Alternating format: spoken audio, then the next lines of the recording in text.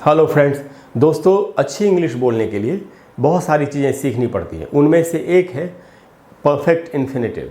Perfect infinitive क्या होता है दोस्तों, इसको समझने के पहले हमको ये पता होना चाहिए कि इन्फिनेटिव ही क्या होता है।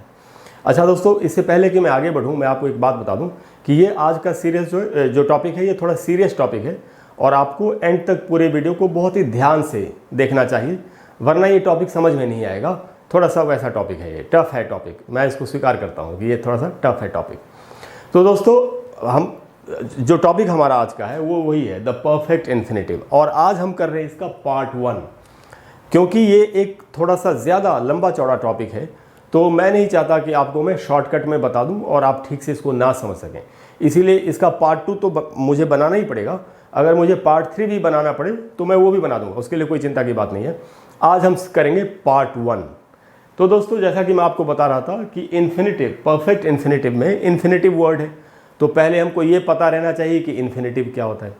अच्छा दोस्तों, इन्फिनेटिव वर्ब के बेस फॉर्म को कहते हैं। बेस फॉर्म यानी वर्ब का फर्स्ट फॉर्म। फर्स्ट फॉर्म या बेस फॉर्म क्या होता है? बेस फॉर्म वो फॉर्म होता है जिसमें हम कोई बदलाव नहीं करते, वर्ब का वो फॉर्म, जैसे ईट, स्लीप, गो। अगर हम इसमें एस या ई एस जोड़ दें तो फिर वो इन्फिनेटिव नहीं रहेगा। तो जो बेस फॉर्म है वो इन्फिनेटिव होता है। इन्फिनेटिव का इस्तेमाल कैसे होता है? इन्फिनेटिव का इस्तेमाल कभी टू के साथ होता है, कभी बिना टू के होता है। ये आपको पता रहना चाहिए। अगर इतनी बातें डिटेल में ठीक से पता होंगी तभी तो हम टॉप क्लास की इंग्लिश लिख या बोल सकते हैं। तो दोस्तों, इन्फिनेटिव का इस्तेमाल टू के साथ और बिना टू के भी होता है। कैसे? एक सेंटेंस में आपको वैसे ही बताता हूँ। जैसे ही डजंट कम हियर, वो यहाँ नहीं आता है। इसमें जो मैंने कम का इस्तेमाल किया, उस कम में मैंने टू नहीं लगाया, क्योंकि सेंटेंस वैसा है, सेंटेंस की वैसी डिमांड है कि उसमें टू लगाने की ज़रूरत नहीं है कम के साथ। इस सेंटेंस में जो कम है वो एक इन्फिनेटिव है और बिना टू के, विदाउट टू इस्तेमाल हुआ है। अब मैं आपको दूसरा सेंटेंस बताता हूँ। ही वॉन्ट्स टू गो या he wants to come here, कम ही रखते हैं दोनों में। He doesn't come here and he wants to come here. अब इसमें कम के पहले टू लग गया। ऐसा क्यों हुआ? क्योंकि सेंटेंस की वैसी डिमांड है। तो इन्फिनेटिव के साथ टू लगेगा कि नहीं लगेगा, ये इस बात पर डिपेंड करता है कि स्ट्रक्चर कौन सा है, सेंटेंस की डिमांड क्या है। तो आप इन्फिनेटिव समझ गए। अगर इन्फिनेटिव के बारे में आपको अच्छी तरह से जानकारी लेनी है तो मेरे चैनल पर एक प्लेलिस्ट है जिसका नाम है learn English grammar, English grammar सीखें।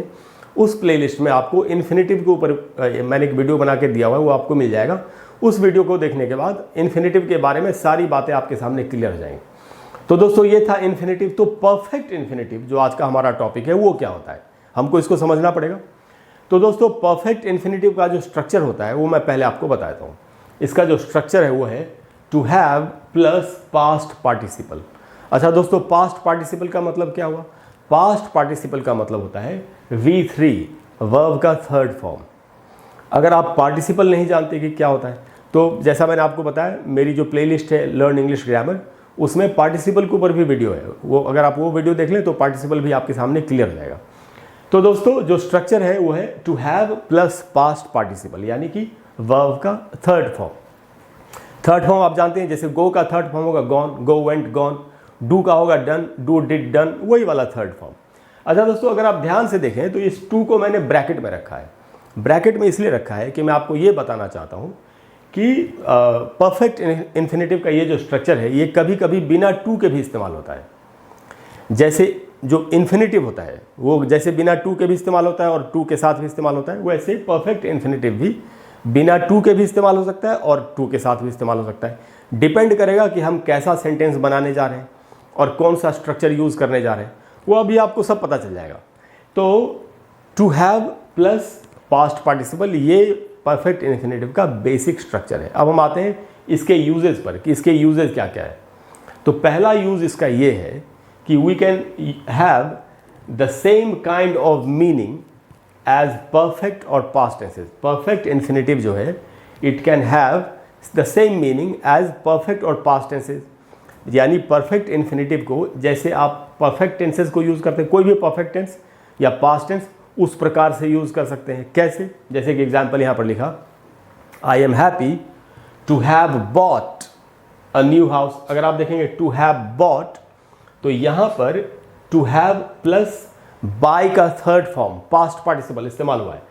तो कोई कह रहा है कि मैं खुश हूँ एक नया घर खरीद करके, एक नया मकान खरीद कर मैं खुश हूँ, I am happy to have bought a new home. आप ये भी कह सकते थे I am happy to have met her, उससे मिल करके मैं खुश हूँ। तो I am happy to have bought a new home, to have bought perfect infinitive है। अगर इसका साधारण तरीके से मीनिंग हम समझना चाहें तो वो मीनिंग मैंने यहाँ पर नीचे लिखी है, आई am happy that I have bought a new home. अगर आप ध्यान से देखेंगे आई have bought a new home, ये परफेक्ट टेंस में की तरह परफेक्ट टेंस है। ये नीचे वाला सेंटेंस जो मीनिंग वाला है सेम मीनिंग है दोनों का। यानी ये जो हमारा यूज़ है, पहला यूज़ कि आप परफेक्ट इन्फिनेटिव को परफेक्ट टेंस की तरह या पास्ट टेंस की तरह यूज़ कर सकते हैं, उसमें से एक यूज़ यहाँ पर हम देख रहे हैं कि I am happy that I have bought a new home. तो I have bought a new home को कैसे कहा गया, I am happy to have bought a new home. यानी एक ही बात को आप दोनों तरीके से कह सकते हैं। परफेक्ट इन्फिनेटिव का एक यूज़ तो ये है। उसी यूज़ में पास्ट टेंस में कैसे, जैसे यहाँ पर एक एग्जाम्पल है, she was sad to have missed the party. अगर आप ध्यान से देखें टू हैव मिस्ड तो ये क्या स्ट्रक्चर है, to have plus past participle, miss का थर्ड फॉर्म। पास्ट पार्टिसिपल का मतलब था वर्ब का थर्ड फॉर्म। तो मिस करना किसी को, किसी की याद आना या वैसे मिस कर देना, यानी छूट जाना, बस छूट जाना, पार्टी को मिस कर देना। तो मिस का थर्ड फॉर्म है टू हैव मिस्ड। तो she was sad to have missed the party. इसका मीनिंग क्या है, इसका मीनिंग है she was sad that she had missed the party. वो दुखी थी, उदास थी कि उसने पार्टी मिस कर दी। यानी इसी बात को she was sad that she had missed the party हम इस प्रकार से बता सकते हैं परफेक्ट इन्फिनेटिव में, she was sad to have missed the party. दोस्तों परफेक्ट इन्फिनेटिव सीखने का मकसद क्या है कि हम किसी बात को कितने तरीक़ों से कह सकते हैं। पहला मकसद ये हमको ये पता होना चाहिए। दूसरा मकसद क्या है कि अगर हम कहीं ऐसा लिखा हुआ देखें या कोई हमसे इस तरीके से बात कर रहा है तो हम समझ सकें कि वो क्या कह रहे हैं, या अगर कभी हमको खुद ही यूज़ करना हो, इस प्रकार की इंग्लिश यूज़ करनी हो तो हम उसको यूज़ कर सकें। यही ये टॉपिक सीखने का मकसद है।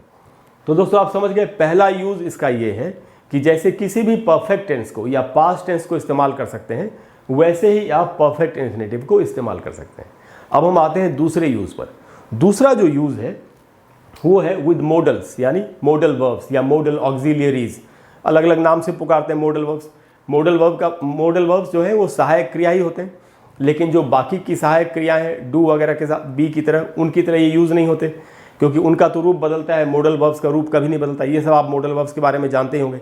मॉडल वर्ब्स को इम्प्योर वर्ब्स भी कहा जाता है कि जो प्योर नहीं है वर्ब्स। क्यों? क्योंकि ये रूप नहीं बदलते। थर्ड पर्सन के साथ भी कैन लग सकता है और फर्स्ट पर्सन के साथ भी कैन लग सकता है। बाकी ऑक्सिलरी वर्ब्स के साथ ऐसा नहीं है। आई के साथ आपको एम लगाना पड़ेगा, ही के साथ ही लगाना पड़ेगा। तो बाकी के तो रूप बदलते हैं, लेकिन मॉडल वर्ब्स के रूप नहीं बदलते। इसलिए मॉडल वर्ब्स को सावधानी सीखना चाहिए।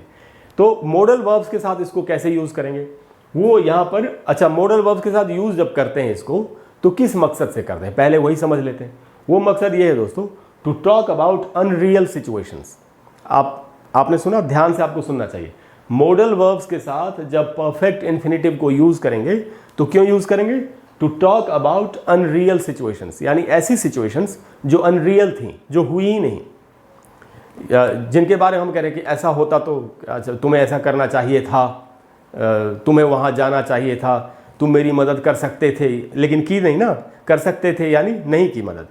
तो जो सिचुएशन नहीं हुई, जो रियल नहीं है, ऐसी सिचुएशंस को बताने के लिए हमको परफेक्ट इन्फिनेटिव को मॉडल वर्ब्स के साथ इस्तेमाल करना है। अब हम आते हैं कि स्ट्रक्चर क्या होता है।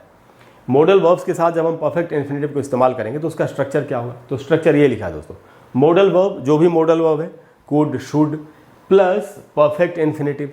परफेक्ट इन्फिनेटिव का स्ट्रक्चर क्या होता है, to have plus past participle, यानी आपको कुड या शुड या जो भी आप यूज़ कर रहे हैं उसके साथ आपको ये स्ट्रक्चर यूज़ करना है। लेकिन अब मैं आपको बताता हूँ कि अगर मॉडल वर्ब्स के साथ आप परफेक्ट इन्फिनेटिव का स्ट्रक्चर इस्तेमाल करेंगे तो उसमें टू का इस्तेमाल नहीं होगा। इसलिए मैंने आपको पहले ही बता दिया था कि टू को मैंने ब्रैकेट में लिखा है कि कहीं यूज़ होगा, कहीं यूज़ नहीं होगा।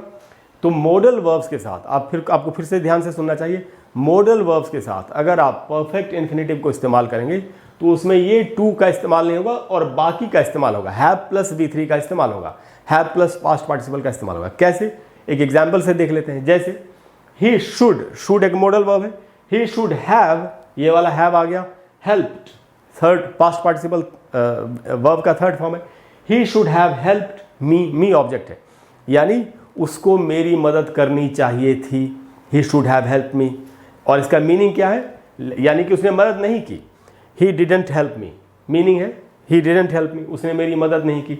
यानी जो ऐसी सिचुएशन जो रियल नहीं है उसके बारे में बात करने के लिए हम परफेक्ट इन्फिनेटिव को मॉडल वर्ब्स के साथ इस्तेमाल कर सकते हैं। तो दोस्तों ये दो यूजेस हैं, मैंने आपको ये यूजेस बता दिए। मुझे उम्मीद है कि थोड़े से जो बादल हैं अनिश्चितता के वो छटे होंगे और आपको धीरे धीरे चीज़ें समझ में आ रही होंगी कि कैसे परफेक्ट इन्फिनेटिव को इस्तेमाल करना है। इसके अगले हिस्से में जो सेकंड पार्ट हम करेंगे पार्ट 2, उसमें हम ये जो बाकी के यूजेस सीखेंगे और वो हमेशा के लिए और भी चीज़ें क्लियर हो जाएंगी।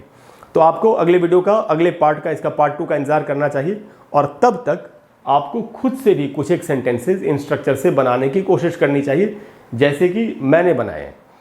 तो दोस्तों मुझे उम्मीद है कि आपको आज की क्लास अच्छी लगी होगी। अगर आपको क्लास अच्छी लगी हो और आपको लगता है कि आपको इससे थोड़ा सा भी फ़ायदा हुआ है तो प्लीज़ वीडियो को लाइक और शेयर करें और चैनल को सब्सक्राइब करें। और अगले वीडियो में हम इसका पार्ट 2 सीखेंगे और अपना नॉलेज बढ़ाएंगे। Thank you very much. I will see you soon. Bye bye.